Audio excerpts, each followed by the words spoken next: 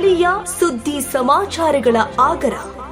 Police ಇಲಾಖೆಯಲ್ಲಿ ಪ್ರಾಮಾಣಿಕ ಸೇವೆ ಸಲ್ಲಿಸಿ ವರ್ಗಾವಣೆಗೊಂಡ ತಿಪಟೂರು ಡಿವೈಎಸ್ಪಿ ವಿನಾಯಕ ಶೆಟ್ಟಿಗೇರಿ ಅವರು ವರ್ಗಾವಣೆ ಆದ ಹಿನ್ನೆಲೆಗೆ ಅವರ ಅಭಿಮಾನಿಗಳು ಹಾಗೂ ಹಿತೈಷಿಗಳು ವಿನಾಯಕ ಶೆಟ್ಟಿಗೇರಿ ಅವರಿಗೆ ಬೀಳ್ಕೊಡುಗೆ ಸಮಾರಂಭ ಏರ್ಪಡಿಸಿದರು.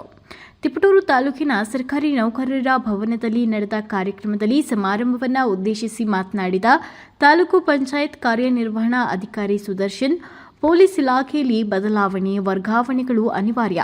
ಎಲ್ಲ ಪರಿಸರಕ್ಕೆ ಹೊಂದಾಣಿಕೆ ಮಾಡಿಕೊಳ್ಳುವ ದೊಡ್ಡ ಗುಣ ಪೊಲೀಸರಲ್ಲಿ ಇರುವುದು ಹೆಮ್ಮೆಯ ಸಂಗತಿ. ಈ ನಿಟ್ಟಿನಲ್ಲೇ ತಿಪಟೂರಿನಲ್ಲಿ ವಿನಾಯಕ ಶೆಟ್ಟಿಗೇರಿ ಅವರು ಸಹ ಜನಾನುರಾಗಿ ಅಧಿಕಾರಿಯಾಗಿ ಕಾರ್ಯನಿರ್ವಹಿಸಿದರು ಅಂತ ತಿಳಿಸಿದರು.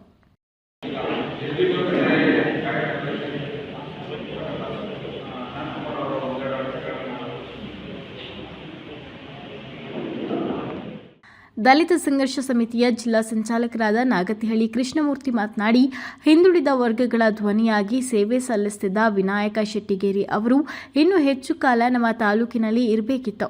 ಆದರೆ ವರ್ಗಾವಣೆ ಅನಿವಾರ್ಯವಾಗಿರುವುದರಿಂದ ಅವರನ್ನು ಬೀಳ್ಕೊಡುತ್ತಿದ್ದೇವೆ ಅಂತ ಶುಭ ಕೋರಿದರು.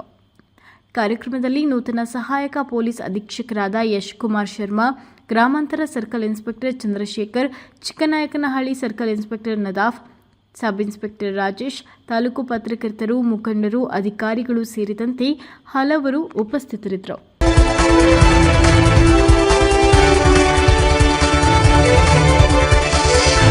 A1 ಟಿವಿ ನ್ಯೂಸ್, ಸ್ಥಳೀಯ ಸುದ್ದಿ ಸಮಾಚಾರಗಳ ಆಗರ.